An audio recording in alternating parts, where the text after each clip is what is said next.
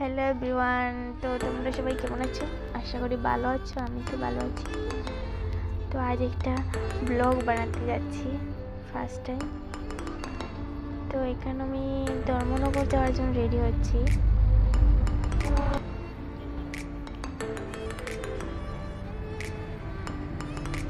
তো আমি sunscreen use করি, এটা ইউজ করা খুবই ভালো, তোমরা সবাই ইউজ করো। তো এখন আমি রেডি হয়ে চলে যাচ্ছি ধর্মনগর। দেখো আমার কি অবস্থা।